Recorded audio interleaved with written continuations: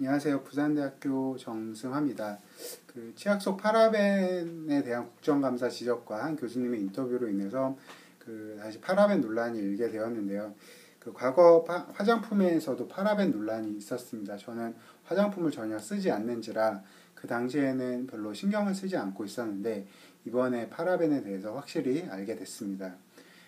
결론부터 말씀드리면 이 논란 덕분에 여러분들이 피곤해졌고 치약업계도 타격을 입고 치약에 대한 불신이 증가를 하였는데 어차피 이 논란의 종지부를 찍을 수 있게 된 것 같아 다행스럽게 생각하기도 합니다.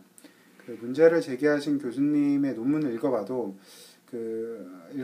그리고 또 관련 분야의 논문도 읽어봤는데 파라벤은 아직까지 직접적인 암의 원인이다 밝혀진 바 없고요. WHO에서도 발암 물질로 분류해놓고 있지도 않습니다. 파라벤의 화학 구조식을 보면은 탄소, 수소, 산소로 이루어져 있고 또 수산기가 부착되어 있어서 알코올과 유사한 구조라고 보시면 됩니다. 우리가 전혀 모르는 이상한 원소라고 생각하실 필요가 없고 이상한 원소가 아니라고 말씀을 드리고요.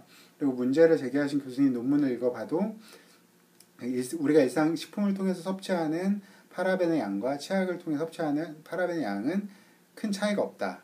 유의한 차이가 없다. 이렇게 쓰여져 있었습니다. 저도 이걸 보고서 참 알게 됐죠. 우리가 일상 식품을 통해서 파라벤을 일상적으로 섭취를 하고 있다는 것이죠.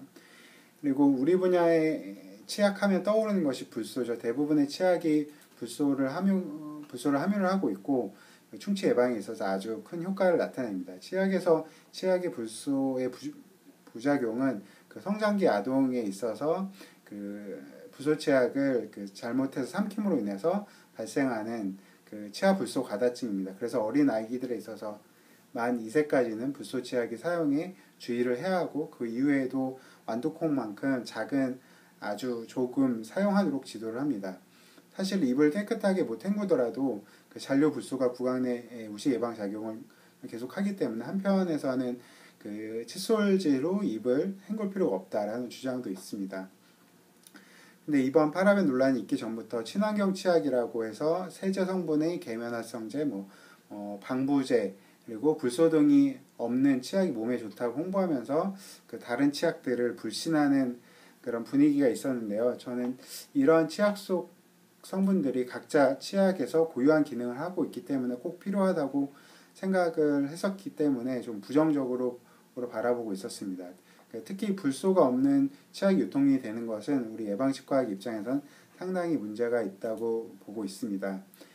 어제 나온 기사인가요? 유기농 웨하스에서 기준치 이상의 세균이 280배 넘게 검출이 됐다라는 보고가 국정감사 지적이 있었는데 마찬가지로 생각을 해보면 이런 친환경 치약이 우리가 유통 과정에서 그리고 일상 사용하다 보면 세균이 상당히 많이 번식할 수 있다라는 염려가 되기도 합니다.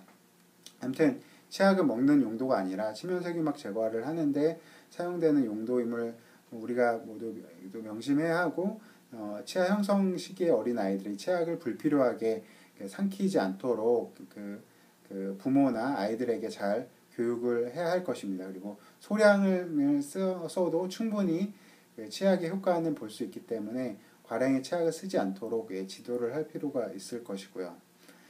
그리고 우리가 입을 완벽하게 헹구지 않더라도 이러한 어떤 치약 속의 성분들은 특히 파라벤이나 불소 이런 것들은 대부분 소변을 통해 배출이 되기 때문에 건강상의 문제가 없다고 확신을 갖고 일반인들에게 설명을 해도 될 거라고 생각을 합니다.